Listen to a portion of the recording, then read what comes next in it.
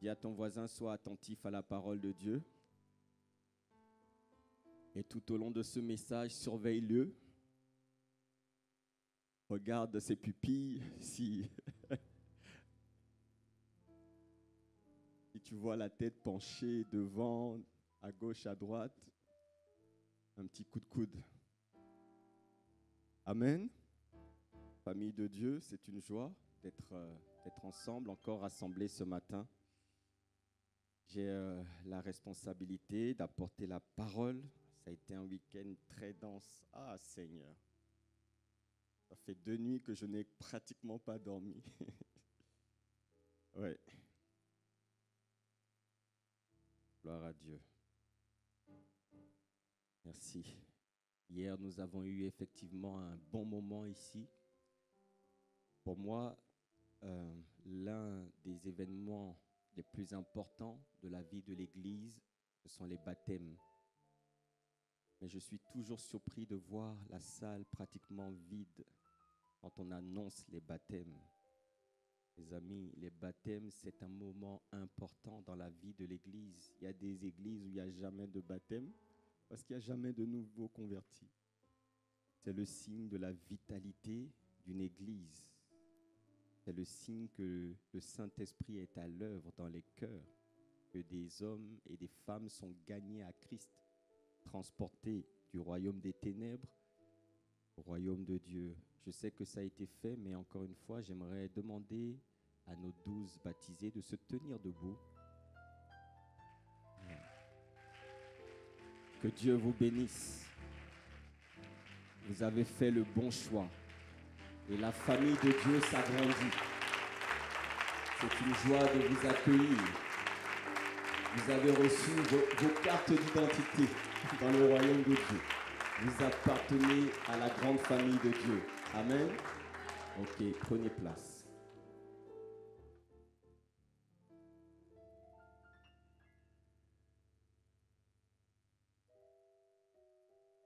Allô? Est-ce que vous m'entendez? Est-ce qu'on m'entend? Gloire à Dieu.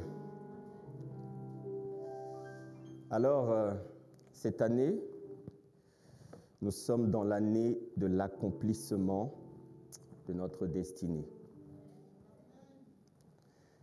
Ce n'est pas un slogan, c'est une réalité. S'il vous plaît, réglez le micro. Ça va aller par sa grâce. Toi et moi, nous sommes dans cette année de l'accomplissement de notre destinée. 2022, j'accomplis ma destinée dans le nom de Jésus. C'est le thème général de l'année et actuellement, le sujet général qui est abordé, ce sont les armes spirituelles. Les armes que Dieu met à notre disposition afin d'aller à Canaan, de conquérir Canaan, de conquérir le royaume de Dieu. Parce qu'il y aura de l'adversité, il y aura des oppositions, il y aura des pièges tendus. Et tu as besoin d'être revêtu, bien-aimé. Les armes de Dieu, c'est sérieux. Pour le chrétien, l'enfant de Dieu, conquérant, qui veut se lever et aller dans sa destinée, tu as besoin d'être revêtu de l'armure que Dieu a mis à la disposition des enfants de Dieu. Quelqu'un me dit Amen. Alors, ce matin, le Seigneur a mis un sujet, donc il y a un sujet général, il a mis dans mon cœur un sujet spécifique. Parmi toutes ces armes, vous savez qu'il y en a 7. Et ce matin, je voudrais parler avec vous de l'une de ces armes, c'est le zèle. Dis à ton voisin le zèle. La raison principale pour laquelle tu dois être zélé, c'est le titre de mon message. Et je croyais que la régie allait l'afficher, mais bon, gloire à Dieu. La régie, soyez un peu plus zélés, s'il vous plaît. Ah, je fais comme le pasteur Yvan. La raison principale pour laquelle tu dois être zélé. Est-ce que tu connais cette raison? Ah.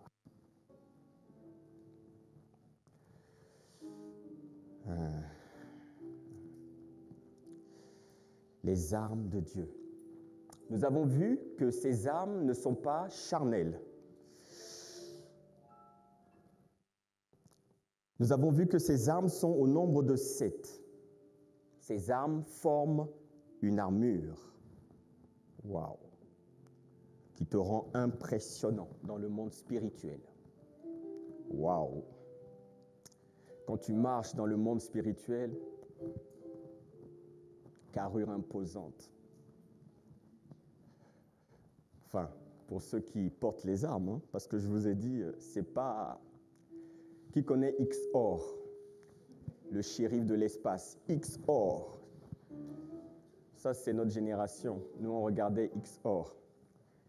XOR, il faisait transmutation. Et quand il faisait transmutation, ping, ping, ping, c'est comme Iron Man. C'est un peu la même chose. Mais les armes de Dieu, c'est pas, vous voyez, quand on est dans les temps de prière, j'appelle les chaussures du zèle. Je prends la ceinture de la vérité. Je prends la cuirasse de la justice. Non, ça ne marche pas. Il n'y a rien qui se passe. C'est pas comme ça. Il faut bien le comprendre. Attention. Sinon, tu es en train de te blaguer, de séduire toi-même. Ça ne se passe pas comme ça. C'est un revêtement qui vient sur toi quand tu as passé les tests, quand tu en as fini avec tout ce qui est charnel et que tu as décidé de marcher par l'esprit, de revêtir les armes de Dieu, de vivre une vie chrétienne victorieuse. Dis-moi amen. Ces armes, donc, ne sont pas pour ceux qui veulent rester nourrissons, des bébés spirituels, des nourrissons, des pleurnichards spirituels. Parce qu'il y en a toujours. Arrête ça, arrête ça, arrête ça. Ces armes sont pour ceux qui veulent grandir. Ces armes sont pour ceux qui aspirent à un véritable changement. Ces armes sont pour ceux qui souhaitent faire mourir le vieil homme. Si tu es trop rempli de toi-même, si tu es trop conscient, consciente de toi-même, conscient de mon moi, toujours moi, ces armes ne sont pas pour toi. Elles ne sont pas pour ceux qui n'ont pas décidé de crucifier la chair. Décide de crucifier la chair et de discipliner ton âme. Décide ça aujourd'hui. Alors, ces armes sont pour les enfants de Dieu qui ont décidé d'être matures en Christ. Quand tu décides cela et tu commences à marcher par l'esprit, alors la ceinture de la vérité vient à terre parce que tu marches dans la vérité. Tu ne pratiques plus le mensonge. Tu connais la vérité de la parole de Dieu. Vous connaîtrez cette vérité qui vous rendra libre, qui vous affranchira. Cette vérité, elle est en toi. On ne peut pas te raconter des histoires. Elle te donne de l'espérance, sachant que cette espérance, ton espérance n'est pas sur cette terre. Ton espérance est pour l'éternité. Tu marches avec la cuirasse de la justice. Tu pratiques la justice de Dieu. Tu chausses les chaussures du zèle. Le bouclier de la foi vient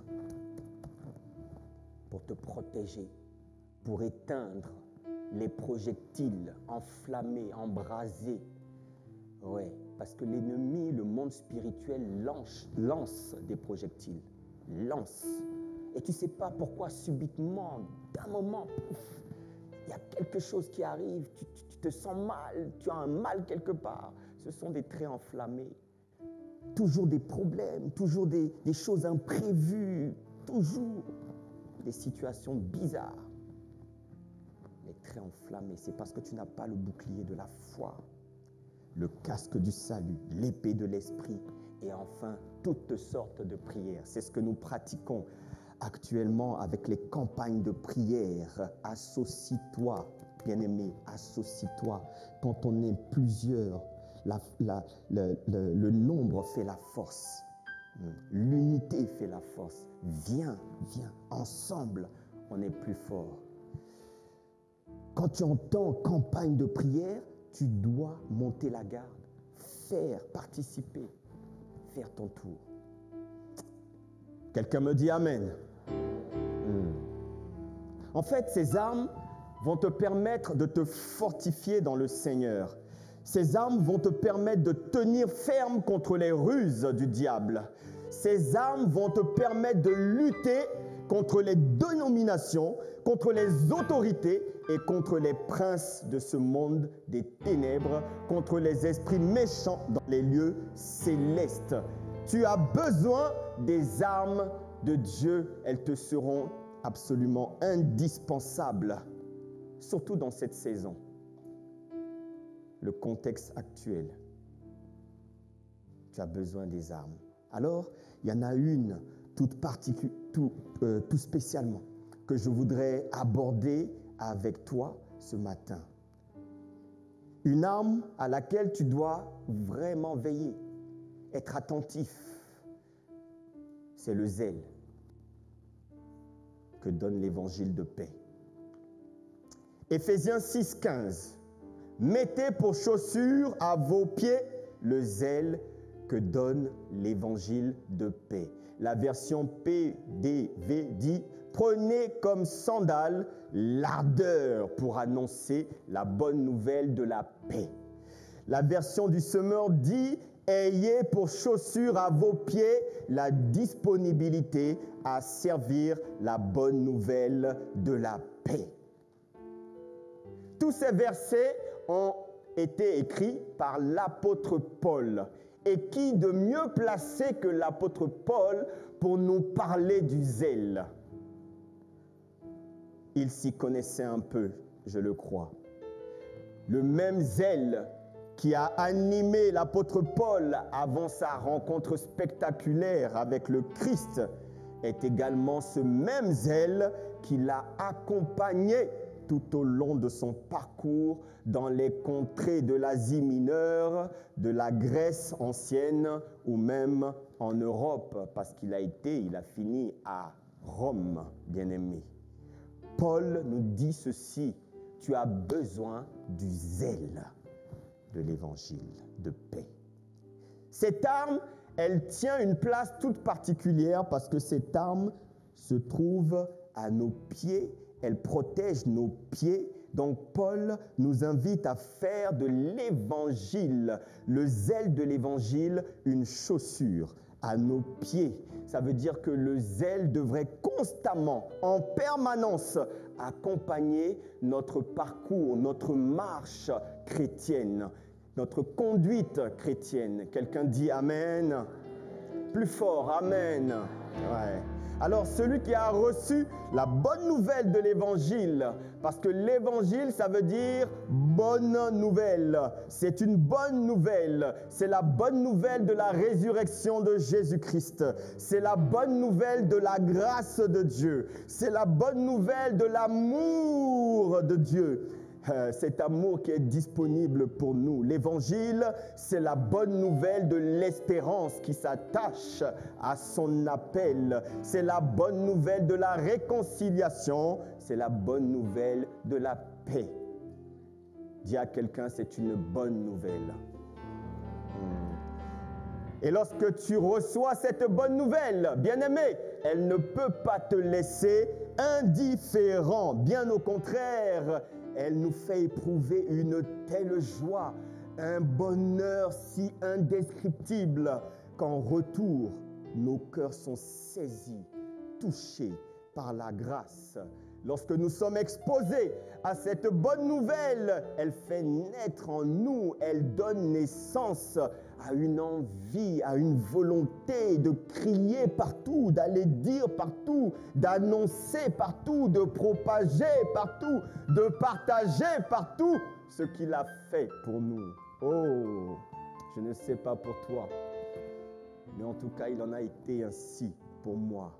Tu as envie d'aller dire au monde entier, venez voir celui que j'ai rencontré. Venez entendre ce que j'ai entendu. Venez écouter ce que j'ai écouté et qui a transformé ma vie. Quelqu'un dit Amen. C'est exactement ce que cet homme a fait dans le livre de Jean. Dans le livre de Jean, au chapitre 9, il y avait un homme, c'était un aveugle né. Et j'aime cette histoire. La Bible dit que Jésus vit en passant un homme aveugle de naissance. Il est en train de passer, il aperçoit cet homme. Ses disciples lui posent une question. Rabbi, qui a péché? Est-ce cet homme ou ce sont ses parents pour qu'il soit né ainsi? Jésus répondit, ce n'est pas que lui ou ses parents aient péché, mais c'est afin que les œuvres de Dieu soient manifestées. Parfois, Dieu permet certaines situations pour manifester sa gloire, ses œuvres. Waouh! Il faut que je fasse, tandis qu'il est jour, les œuvres de celui qui m'a envoyé. La nuit vient où personne ne peut travailler.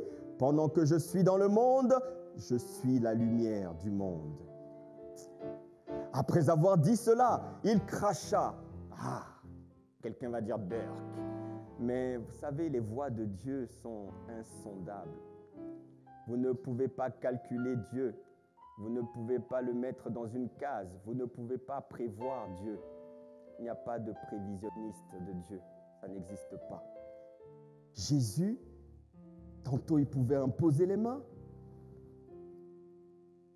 Il pouvait toucher. Il pouvait juste parler. Va, ta foi t'a sauvé. Mais là, il crache par terre. Il fait de la boue et avec sa salive, puis il prend la boue et il l'applique sur les yeux de l'aveugle. Et il lui dit, va et lave-toi au réservoir de Siloé, ce qui signifie envoyer. Il y alla, se lava et s'en retourna, voyant clair. Il venait d'être guéri. Waouh! Seigneur, tu dois accomplir encore aujourd'hui ces miracles. Nous devons les voir aujourd'hui parce que tu n'as pas changé, Seigneur. Tu dois faire ces mêmes miracles aujourd'hui. Dis à ton voisin, c'est possible. Alléluia. Alors le gars, il voit clair, il est guéri. Et ses voisins et ceux qui auparavant l'avaient connu comme un mendiant disaient, mais n'est-ce pas celui-là, là? N'est-ce pas celui qui se tenait assis là tous les jours? Les uns disaient, non, c'est pas lui. D'autres disaient, si, c'est lui, c'est bien lui. Et lui-même disait, c'est moi. C'est bien moi, les amis, c'est moi. Alors, ils lui dirent donc, comment tes yeux ont-ils été ouverts? Il répondit, l'homme qu'on appelle Jésus a fait de la boue, a oint mes yeux et m'a dit, va au réservoir de Siloé et lave-toi. J'y suis allé, je me suis lavé et j'ai pu voir. Oh, maman.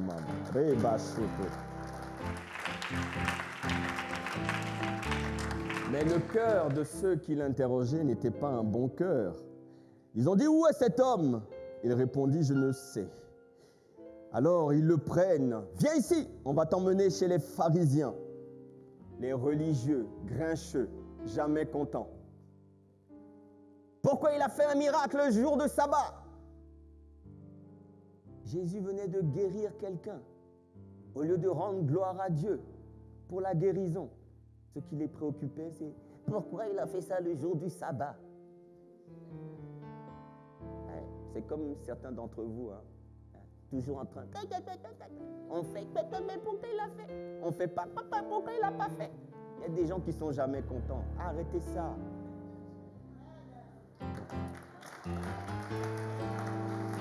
Je parlais encore de ton voisin. Ouais. Ne te fâche pas avec moi, pardon. Ah, Seigneur, merci pour ta parole. Continuons. Alors, donc on l'emmène devant les pharisiens. Les pharisiens, eux aussi, interrogatoires, musclés, lui demandèrent comment il avait pu voir. Et il leur dit, c'est la même chose, je vous répète. Il a appliqué de la boue sur mes yeux, je me suis lavé et je vois. Il n'a pas changé de version, hein? Les amis, quand il a fait quelque chose pour vous, vous avez envie de le crier au monde entier. Vous avez envie de le dire et de le répéter. On vous croit pas, vous savez que vous savez ce qu'il a fait pour vous. Quelqu'un me dit Amen. Sur quoi, quelques-uns des pharisiens dirent, cet homme ne vient pas de Dieu, car il n'observe pas le sabbat. D'autres dirent, comment un homme pécheur peut-il faire de tels miracles? Et il y eut division parmi eux. Ils dirent encore à l'aveugle, interrogatoire, toi là, que dis-tu de lui? Sur ce qu'il t'a ouvert les yeux. Il répondit, c'est un prophète. Ah, le monde n'est pas content. Jésus a changé ta vie. On te pose des questions, mais qu'est-ce qui t'arrive là? C'est quoi ton truc là? Tu vas à l'église? Oui, je l'ai rencontré. Oui, il a véritablement transformé ma vie. Tu sais, celui que tu vois là, mais c'est plus celui que tu voyais avant. C'est une nouvelle créature. Je suis né de nouveau.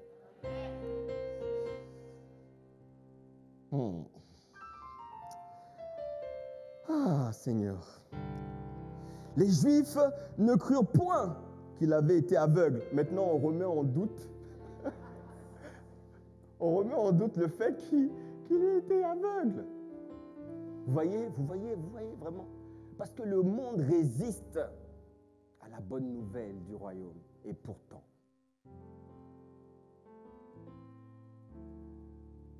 ils remettent en question. Et les Juifs ne crurent point qu'il avait été aveugle et qu'il avait pu voir jusqu'à ce qu'il ait fait venir ses parents. Donc maintenant, on va chercher les parents.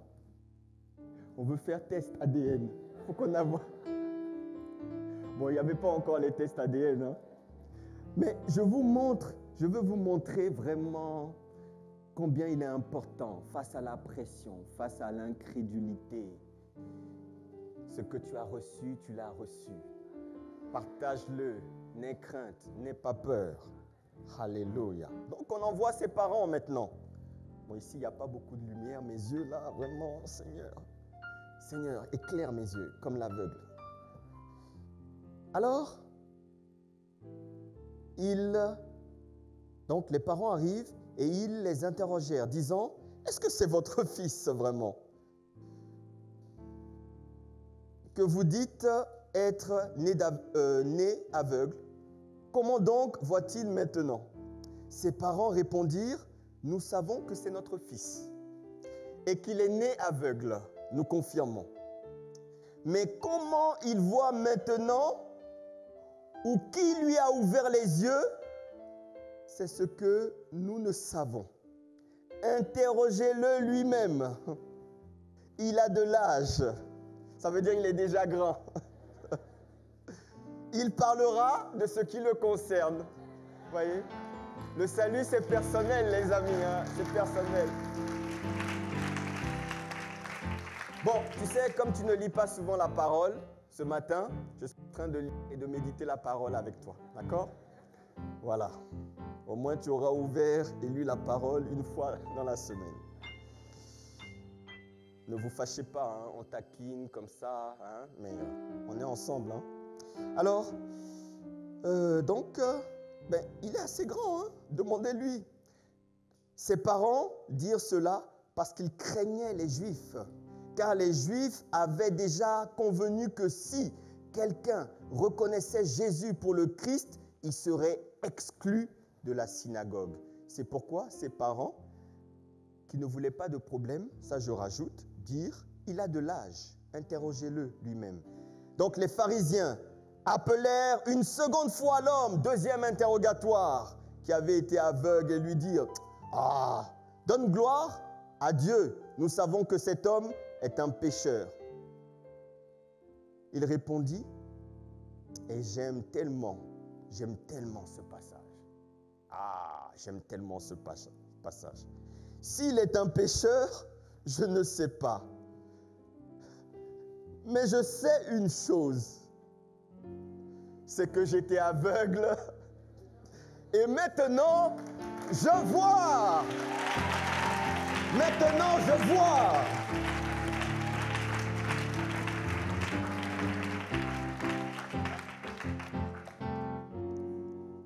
Est-ce que vous comprenez de quoi je parle? Quand tu reçois, quand il t'a touché, tu ne peux pas rester silencieux.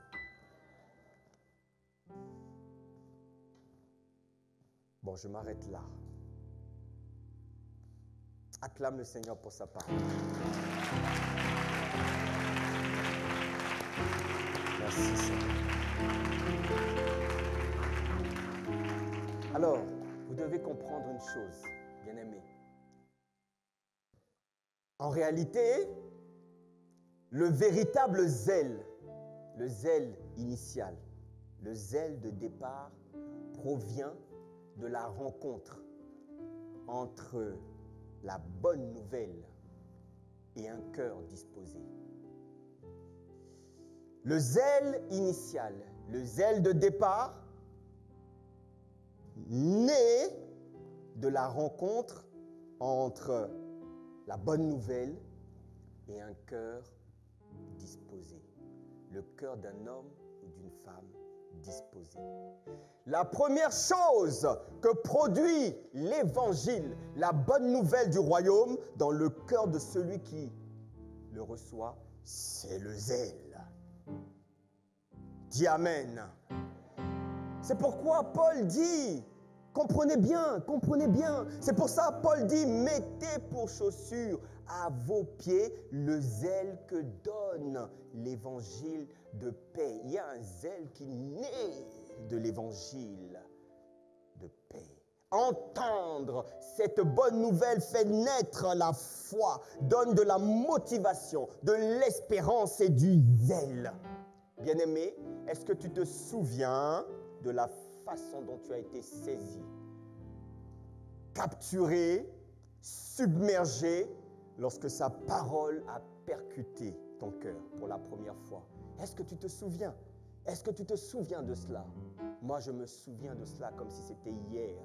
Je passais mon temps à pleurer tous les soirs dans ma chambre devant cet amour si grand que je ressentais en permanence. Je ne me sentais pas digne de cet amour. Je disais, Seigneur, pourquoi moi? Pourquoi cet amour? Parce que souvent, lorsque je me refugiais le soir dans ma chambre, je partageais un appartement avec un ami du monde. C'était compliqué. Lui et moi, on n'était plus du même monde. On ne voyait plus les choses de la même manière. Le soir, il ramenait ses copines, les amis, la musique, les clips. C'était compliqué. Et j'allais me réfugier dans la chambre. Le temps de trouver mon appartement et de déménager. Et là, quand je m'enfermais dans la chambre, je sentais l'étreinte de son amour, sa présence. Je restais là. Il me rassurait, il me consolait. Il me dit, reste tranquille. Je pleurais.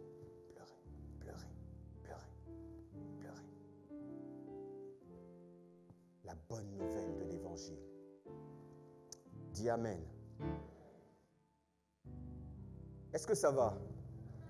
Alors, vous voyez, cette bonne nouvelle, elle vient te galvaniser. Elle vient enflammer ton cœur. Elle vient embraser le cœur. Elle vient procurer du zèle. Et c'est exactement ce que la parole exprime dans le livre d'Apocalypse, au chapitre 2, au verset 1. La Bible et l'auteur de ce livre, il voit, il entend Dieu lui parler et lui dire « Écris à l'ange de l'église d'Éphèse ». En fait, l'ange parle de différentes églises qui sont la représentation de ces églises, de ces chrétiens bien-aimés des temps de la fin. C'est ça, les églises du livre d'Apocalypse.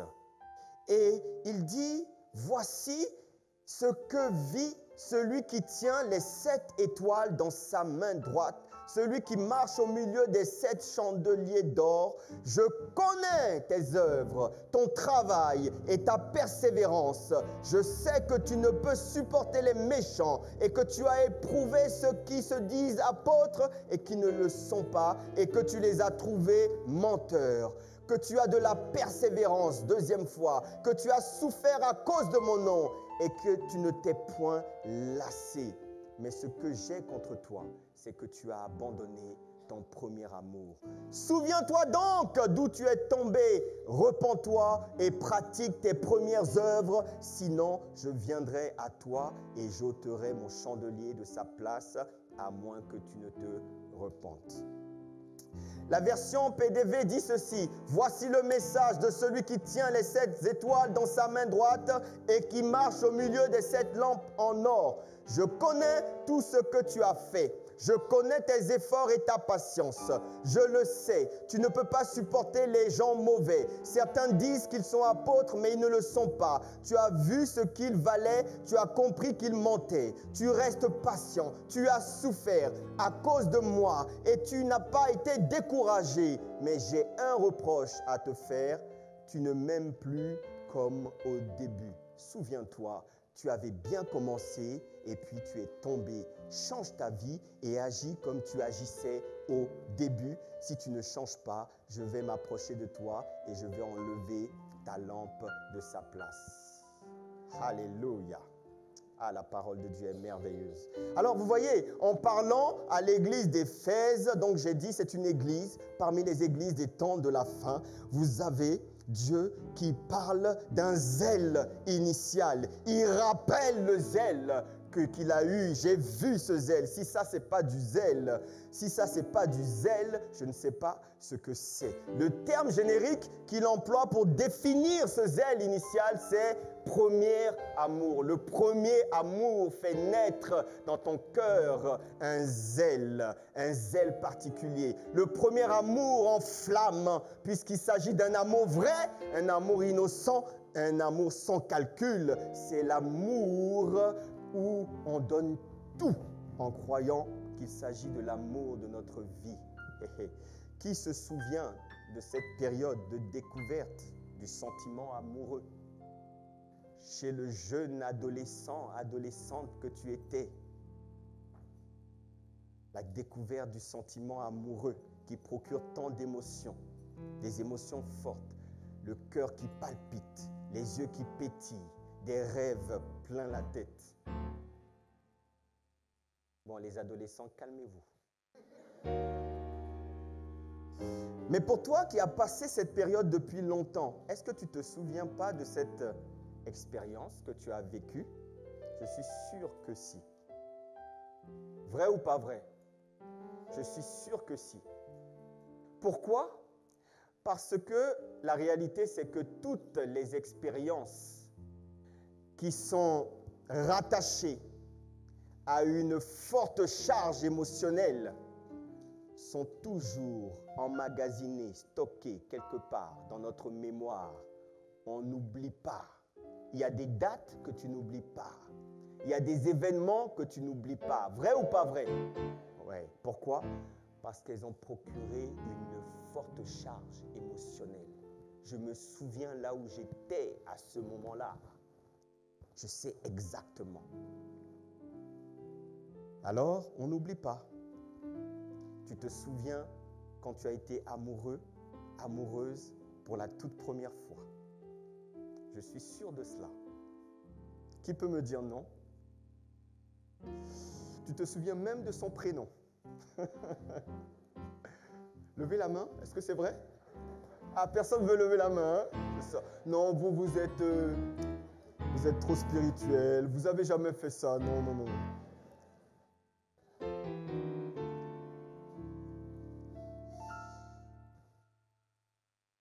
Est-ce que tu te rappelles tout ce que tu étais en mesure de faire? Combien tu étais épris? Comment tu avais cette personne, comme on dit, dans la peau? Oh, je l'ai dans la peau. Ça me fait toujours rire quand les adolescents, quand j'ai des entretiens avec les adolescents, c'est incroyable. Je l'ai dans la peau. Est-ce que tu te souviens comment tu voulais lui faire plaisir? À quel point tu tenais à lui? À quel point tu tenais à elle? Tu voulais toujours passer du temps, la voir, le voir. Ce qui fait le charme de cette première expérience, c'est la découverte, en fait. La découverte de quelque chose que tu n'avais jamais connu auparavant. Et cette chose t'envahit, l'amour t'envahit. Mais quand cet amour t'envahit, en même temps, elle fait naître en toi une énergie insoupçonnable. Elle te rend capable de faire des choses que tu n'étais pas capable de faire auparavant. C'est le zèle. Quelqu'un dit Amen. C'est le zèle, dit Amen. Pendant ma période de fiançailles, j'étais capable de passer des nuits au téléphone avec ma femme. Pourtant, à un moment, on ne savait plus quoi dire. Hein. On avait tout dit, et puis finalement, on est là. Ça va, toi? Oui, ça va. Et toi? Oui, ça va aussi. Qu'est-ce que tu fais? Je suis là, je suis dans le canapé. Et toi? Moi aussi.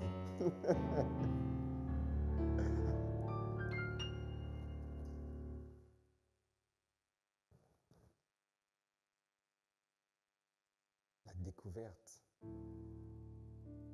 Pendant mes fiançailles, j'étais capable de faire des choses incroyables. Ah!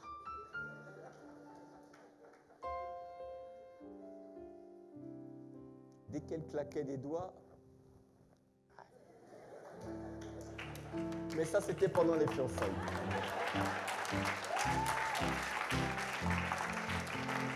Non, pendant les fiançailles, j'ai fait des choses. Des fois, je me dis, mais comment j'ai pu faire ça?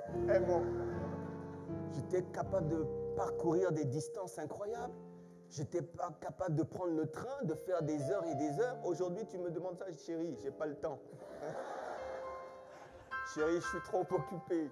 J'ai du taf, moi. Mais vous voyez l'énergie qui vient du premier amour, le zèle qui vient, qui naît. Le zèle, ça naît, bien-aimé, comprenez, du premier amour. Ça fait naître une force en toi. C'est pour ça que vous devez vous revêtir du zèle que procure, que donne l'évangile de paix. C'est une force incroyable. Ce matin, Dieu te rappelle à ce premier amour. Ce premier amour, quand on regarde le mot amour, c'est le mot grec agapé, agapé. C'est l'amour divin, c'est l'amour de Dieu. C'est cet amour qui nous a enveloppés. Un amour indescriptible, incommensurable, indéfinissable, inqualifiable. Quand je l'ai rencontré, moi en tout cas, j'ai été saisi. Il y a 22 ans, de cet amour. Alléluia. L'amour de Dieu est si merveilleux. L'amour de Dieu est si. L'amour de Dieu est si merveilleux. Oh, quel l'amour de Dieu, l'amour.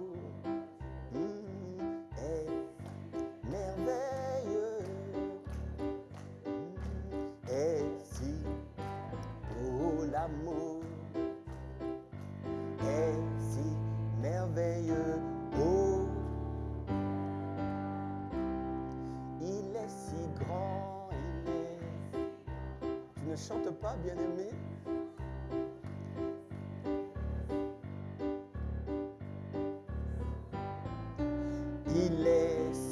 vaste qu'on ne peut le contourner. Oh,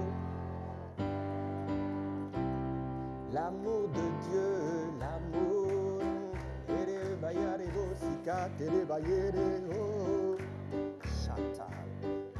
Seigneur, fais-nous connaître ton amour. Que celui qui n'avait pas rencontré cet amour, Seigneur, puisse rencontrer cet amour. Oh, nous te supplions. Alléluia.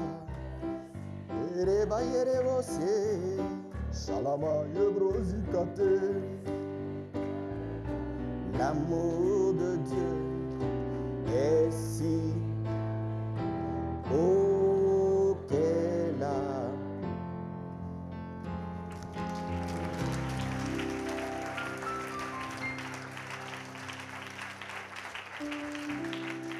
Tout comme ton premier amour ne t'a pas laissé indifférent, l'amour de Dieu ne peut pas te laisser indifférent, insensible, impassible, non. Lorsque tu découvres cet amour, tu l'accueilles, tu reçois les bras ouverts et en retour, cette mesure, cette force, cette énergie jaillit, naît en toi. C'est le zèle qui va te pousser à t'engager pleinement avec lui. C'est le zèle. C'est le zèle. Le zèle pour annoncer la bonne nouvelle. Comme cet homme l'a fait, il n'a pas eu peur. Il l'a expérimenté, il l'a rencontré, il a eu la bonne nouvelle de celui qui l'a guéri et parti. Ils ont tout dit, moi, vous pouvez tout dire. Je ne sais pas s'il est pécheur. Mais moi, ce que je sais, les amis, c'est que j'étais aveugle, maintenant je vois. J'étais perdu, il m'a sauvé. J'étais pécheur, il m'a pardonné. J'étais mort, il m'a donné la vie. C'est ma réalité aujourd'hui. J'étais coupable, il m'a justifié. J'étais très pauvre, il m'a enrichi. J'étais malade, il m'a guéri. C'est ce qu'il a fait pour l'aveugle. C'est ce qu'il a fait. C'est ce qu'il a fait. C'est l'œuvre de la croix. C'est la bonne nouvelle. C'est la bonne nouvelle. C'est la bonne nouvelle.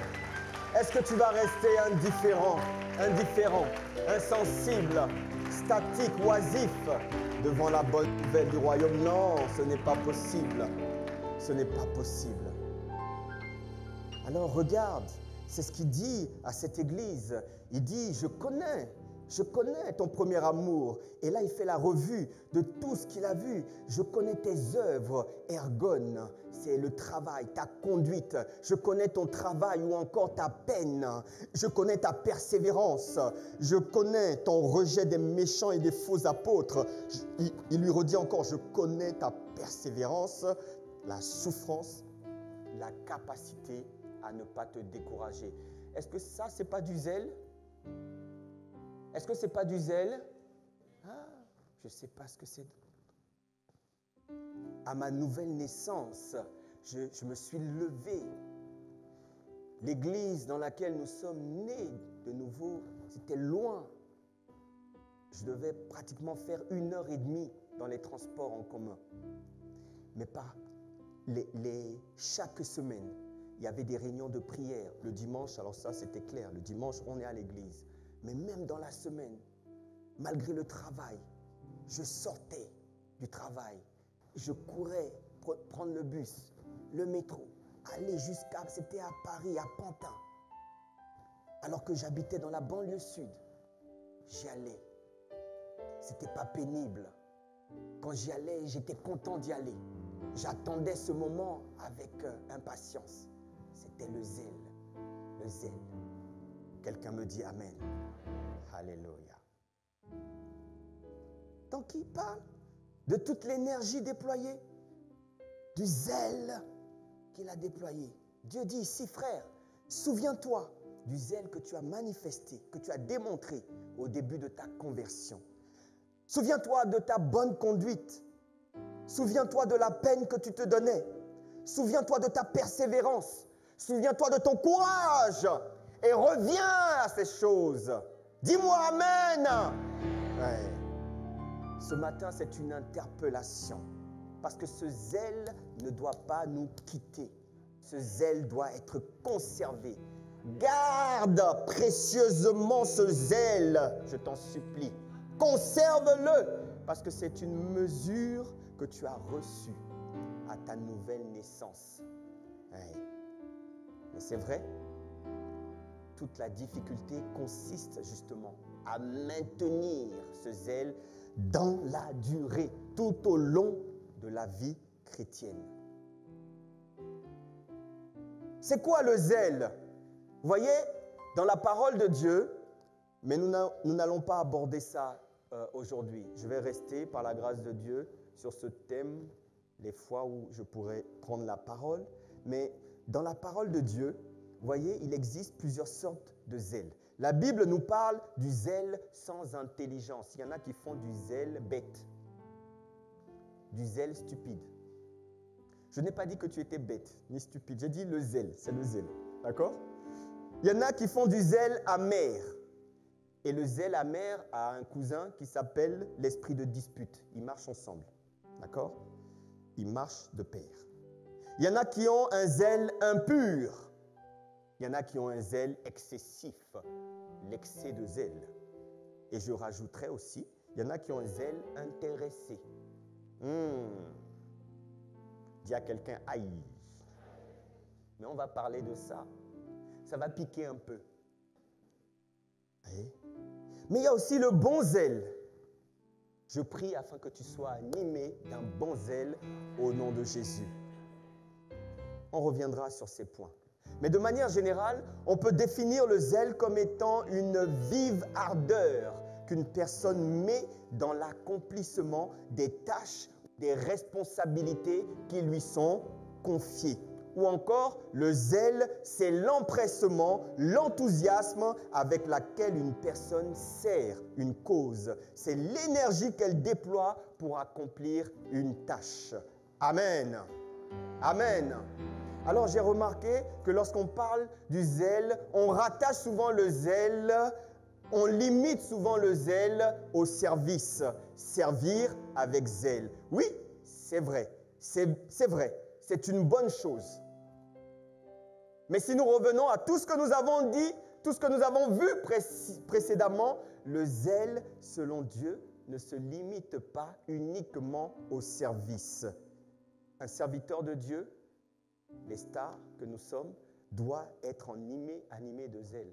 Un ministre de Dieu, un pasteur doit être zélé. Si vous voyez votre pasteur arriver nonchalant, fatigué, franchement, ça va vous décourager. Déjà, il y a déjà assez de problèmes. Si le pasteur aussi arrive, comme ça, vous allez dire, ah, moi je quitte cette église, vraiment.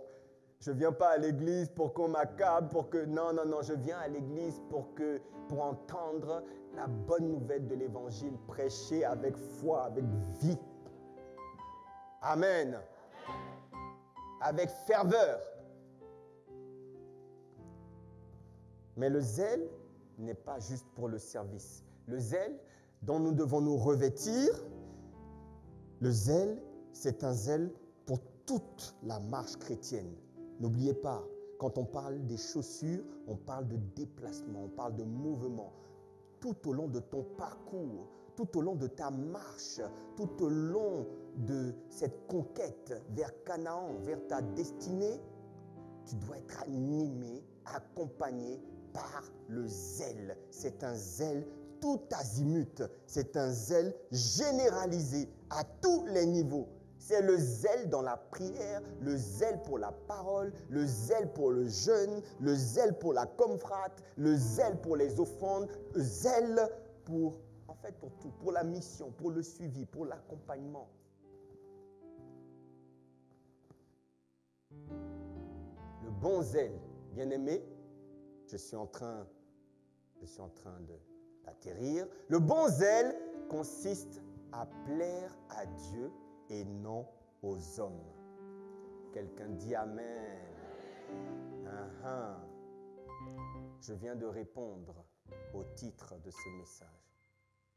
Le bon zèle consiste à plaire à Dieu et non pas aux hommes.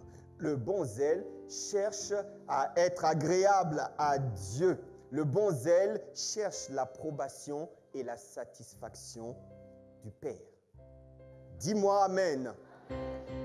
Donc, la principale raison pour laquelle tu dois être zélé, c'est de plaire à Dieu. Tu dois être zélé pour faire plaisir à celui qui t'a enrôlé. Le zèle, c'est pour Dieu. Le zèle, c'est pour le Père. Ne sois pas zélé pour un homme. Le zèle, c'est pour le Père. Dis Amen. 2 Timothée 2,4 dit, il n'est pas de bon soldat qui s'embarrasse des affaires de la vie s'il veut plaire à celui qui l'a enrôlé. Ne porte pas ton zèle sur les affaires de la vie, sur les affaires de ce monde. Si tu veux faire plaisir à Dieu, porte ton zèle vers Dieu. Galates 1, 10. Et maintenant, est-ce la faveur des hommes que je désire ou celle de Dieu? Est-ce que je cherche à plaire aux hommes? Et si je plaisais encore aux hommes, je ne serais pas serviteur de Christ. Ça, c'est l'apôtre Paul qui nous le dit. Je prie que le Seigneur, le Saint-Esprit, t'accorde la compréhension de ces choses. Dis-moi Amen. Oui, les amis, le bon zèle cherche à plaire à Dieu. Analyse, vois ton cœur aujourd'hui, si tu as un peu de zèle. Parce que chez beaucoup, malheureusement, le zèle s'est éteint, le zèle s'est refroidi. Il va falloir ranimer le zèle. Le bon zèle cherche à plaire à Dieu. La ferveur ou encore l'empressement que tu mets en œuvre dans la maison de Dieu ne devrait avoir aucune autre motivation si ce n'est de plaire à Dieu. Dis-moi Amen. Le zèle que tu déploies pour venir aux retraites spirituelles, pour venir au temps de prière, pour venir servir, pour participer aux réunions, c'est pour Dieu que tu le fais. Et c'est lui seul qui te récompensera. Cherche d'abord à plaire au Père.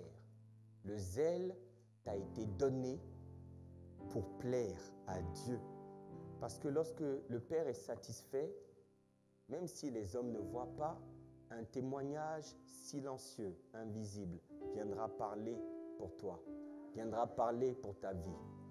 La Bible dit dans Matthieu 10, 26, « Ne les craignez donc point, car il n'y a rien de caché qui ne doive être découvert, ni de secret qui ne doit être connu en bien ou en mal. » Le bien que tu as fait et qui n'a pas été vu, constaté, le zèle que tu as déployé en secret pour Dieu, qui n'a pas été vu par les hommes, Dieu le voit et Dieu te récompensera.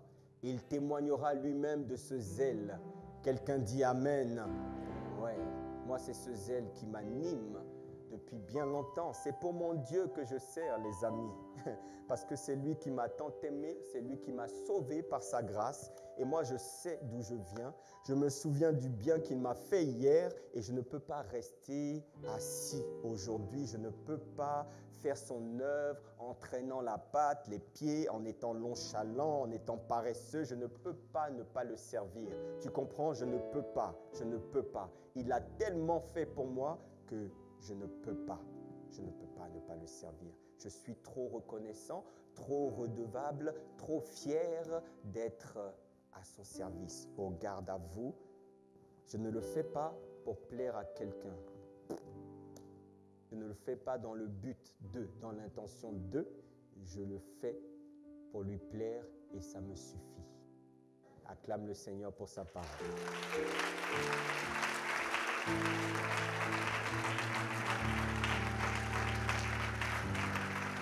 Alors, pour finir, j'aimerais vraiment rendre grâce à Dieu pour tous ceux qui ont compris ça. Je suis parfois bluffé quand je vois certaines personnes qui parcourent des kilomètres incroyables pour venir ici les dimanches et même en semaine. Ils payent un prix lourd. Je suis tout simplement impressionné. Je dis gloire à Dieu pour ces personnes qui ont compris, qui ont ce zèle pour venir dans la maison de Dieu. Je prie que Dieu vous récompense et vous accorde au-delà de ce que vous pouvez penser et imaginer, qu'il vous accorde une grande récompense au nom de Jésus. Bien-aimé, reviens aux ailes que tu as déployées lors de ton premier amour. Comment? N'oublie jamais là d'où tu viens. N'oublie jamais ce qu'il a fait pour toi. Ne sois jamais amnésique. N'oublie pas d'où tu viens. N'oublie pas. N'oublie pas. N'oublie pas ce que Dieu a fait pour toi.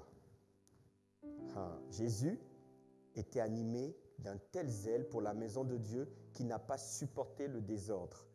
Il n'a pas supporté de voir des gens en train d'utiliser la maison de Dieu pour faire du commerce, pour un marché de bœufs et de brebis, un lieu de trafic. Jésus a mis un coup de pied dans la fourmilière. Il a chassé tous ces vendeurs. Et dans le livre de Jean 2,16, il a dit aux vendeurs de pigeons, « Ôtez cela d'ici, ne faites pas de la maison de mon Père une maison de trafic. » Le zèle te rend exigeant. Le zèle te rend exigeant. Ses disciples se souvinrent qu'il est écrit « Le zèle de ta maison me dévore ». Est-ce que tu es dévoré par ce zèle pour le servir? Voilà. Très tôt, Jésus avait déjà cette conscience. À l'âge de 12 ans, il se tenait dans la maison de son père. Alors que les parents revenaient de la Pâque de Jérusalem, ils ont perdu Jésus pendant 3 jours. Et lorsqu'ils l'ont retrouvé, il était dans le temple, dans la maison du Père, assis avec les vieux docteurs barbus, tout ça. Et il était en train de partager la parole. Et ces docteurs étaient étonnés de voir son intelligence, ses réponses. Waouh! Et quand ses parents arrivent, Luc 2, 49, il leur dit « Pourquoi me cherchez-vous? Ne savez-vous pas qu'il faut que je m'occupe des affaires de mon Père ?» Jésus était quand même Dieu. Il n'a jamais cherché à impressionner ses parents. Vous voyez? Il était zélé, mais pas pour plaire aux parents, parce que vu son statut, il pouvait montrer à ses parents quand même, je suis Jésus, né de l'Esprit Saint. Non, c'est même très difficilement qu'il a accepté de faire son premier miracle aux noces de Cana. Il a fallu que sa maman, fils, allez. Bon, pour sa maman, il l'a fait. Mais voyez, il voulait plaire à Dieu. Ce zèle, c'est pour les affaires du Père. Il était animé d'un zèle pur. Il ne faisait pas pour satisfaire les parents. Il ne voulait pas les impressionner. Alors, chère famille, Paul, c'est ma conclusion, il dit dans 1 Corinthiens 9, 16, « Si j'annonce l'Évangile, ce n'est pas pour moi un sujet de gloire. Car la nécessité m'en est imposée. Et malheur à moi si je n'annonce pas l'Évangile. » Paul, il considérait le zèle qu'il animait comme une nécessité. C'est nécessaire. Pour lui, il ne pouvait en être autrement. Il devait poursuivre, vaille que vaille, la mission qui était la sienne. Vous voyez, tout comme il est nécessaire pour un soldat de revêtir des chaussures pour aller sur le champ de bataille, il est nécessaire pour un enfant de Dieu de s'armer d'un désir ardent, d'un zèle, de la ferveur, afin de plaire à Dieu et de marcher dans ses voies tout au long de sa marche chrétienne. 1 Corinthiens 10, 31 dit « Soit donc que vous mangiez, soit que vous buviez, soit que vous fassiez quelques autres choses, faites tout pour la gloire de Dieu. » Faites tout pour la gloire de Dieu, bien-aimés. Quoi que vous fassiez, faites-le pour la gloire de Dieu. La mesure de zèle que vous avez reçue, vous devez l'entretenir, vous devez la maintenir, mais faites toutes choses pour la gloire de Dieu. Le zèle que vous avez reçu, c'est pour sa gloire. Alors revenons à son premier amour. Revenons à ce zèle que nous avons reçu, mais que tu n'as peut-être pas maintenu. Reviens à ce zèle. Le mot zèle vient d'un mot grec qui est le mot zélote. Et le mot zélote, ça veut dire jaloux. Jaloux. Notre Dieu est un Dieu jaloux. Il ne partage pas sa gloire. Lorsque tu fais du zèle pour un homme, tu es en train de donner gloire. Tu es en train de partager la gloire qui doit revenir uniquement à Dieu et à Dieu seul. Le zèle, bien-aimé, que tu dois déployer, c'est pour lui plaire. Travaille pour lui plaire. Non pas pour être vu et apprécié des hommes. Tu auras ta récompense. Parce qu'il dit que si les hommes ont déjà donné la récompense, tu perds ta récompense. Alléluia. Est-ce qu'on peut acclamer la parole de Dieu? Est-ce qu'on peut se lever dans sa présence?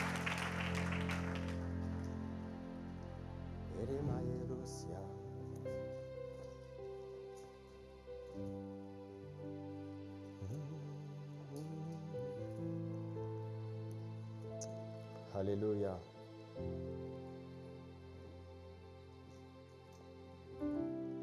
On va reprendre le chant. Me voici, Seigneur. Tu connais pas? Pour louer ton nom. On y va. Et pour te donner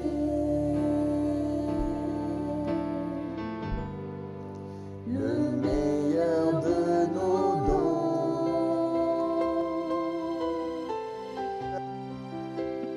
Me voici, Seigneur, Pour louer ton nom pour louer ton nom et pour te donner et pour te donner le meilleur de nos dons. le meilleur de nos dons. Notre amour pour toi, Notre amour pour toi, nos vies tout entières, nos vies tout entières, et nos cœurs crient de joie. et nos cœurs brillent de joie. Abba, Abba, Abba, Abba Père, Abba, Père, notre amour pour toi, notre amour pour toi,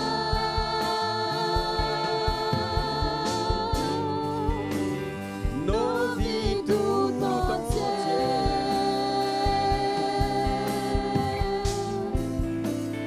et nos cœurs brillent de joie. Abba, Père, aide-nous sans cesse. accorde-nous la grâce d'être zélés pour toi, pour À ton te faire plaisir, et te dire avec et tendresse, te dire avec tendresse, c'est toi que nous aimons. je t'aime, Seigneur. Aide-nous sans cesse, aide-nous, Aide-nous sans cesse. aide-nous à te faire plaisir. Est-ce que tu veux lui offrir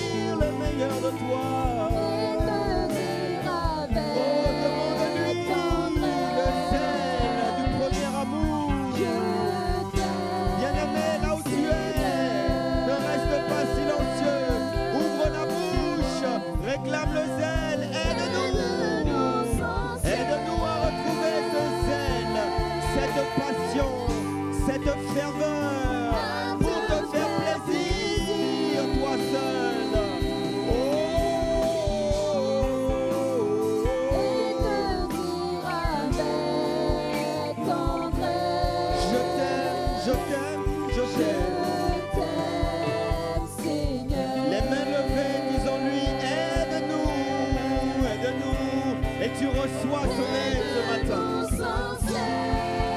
Tu reçois ses mains levées reçoivent maintenant l'aide pour te rendre zélé. Ton zèle est renouvelé, ton zèle est rafraîchi, un zèle pur, un zèle bon, le zèle de Dieu, le zèle qu'il a planté dans ton cœur, le zèle qui te fait persévérer, le zèle qui te fait haïr le péché, le zèle qui te pousse à lui plaire. Oh, aide-nous à te faire plaisir.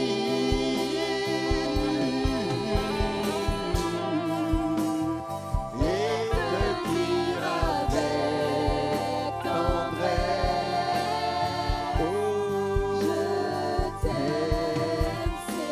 une dernière fois, on réclame son aide encore. Une église zélée. Parce que c'est un Dieu jaloux. Il est un Dieu jaloux. Il est un Dieu jaloux. Il est un Dieu jaloux. Et te dire avec tendresse, oh, je t'aime, Seigneur. Seigneur, ce matin, ses mains levées en signe d'abandon, ses mains sont levées pour toi. Nous avons entendu et nous avons reçu ta parole. Nous ne voulons pas qu'elle demeure au stade de la connaissance et de l'information. Ce que nous voulons, c'est la mettre en application. Ce que nous voulons, c'est que tu ranimes le zèle, Seigneur, le zèle dans la vie de chaque bien-aimé. Là où nous étions refroidis, là où nous étions découragés, Seigneur. Là où, Seigneur, nos initiatives n'avaient pas été appréciées, reconnues, Seigneur, encouragées. Là où nous avions baissé les bras, Seigneur, nous te prions ce matin, afin que tu déverses à nouveau le zèle qui vient de toi,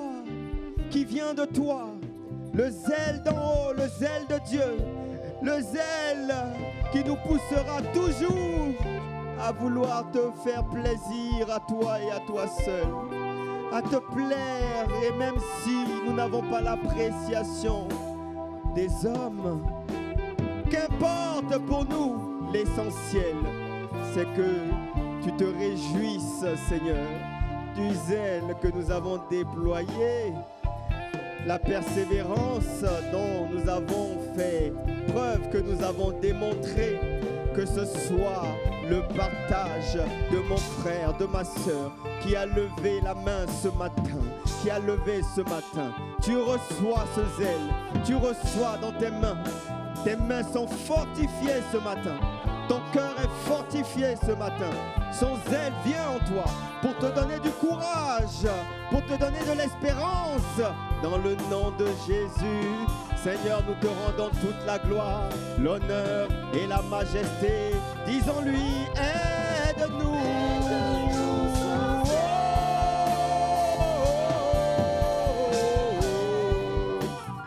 À te faire plaisir.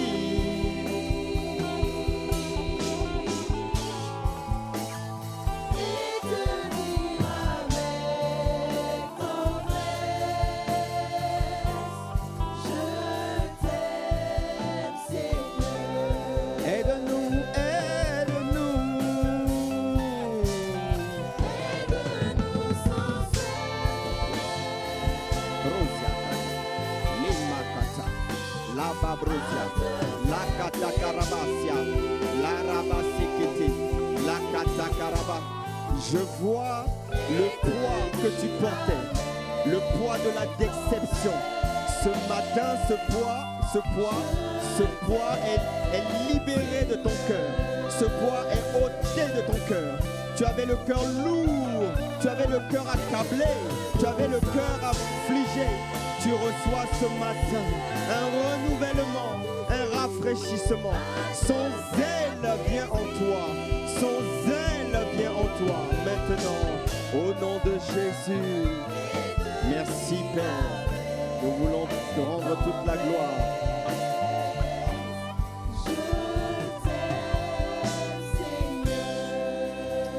Alléluia. Prenons le temps de lui dire merci.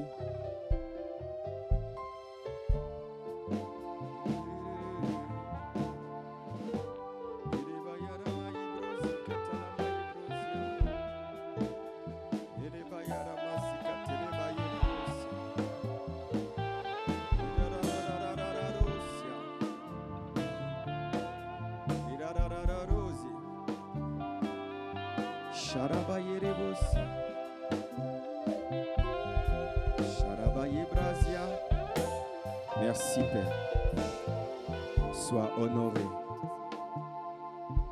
sois exalté. Dans le nom de Jésus, nous avons prié avec action de grâce et reconnaissance. Au nom de Jésus. Amen, amen.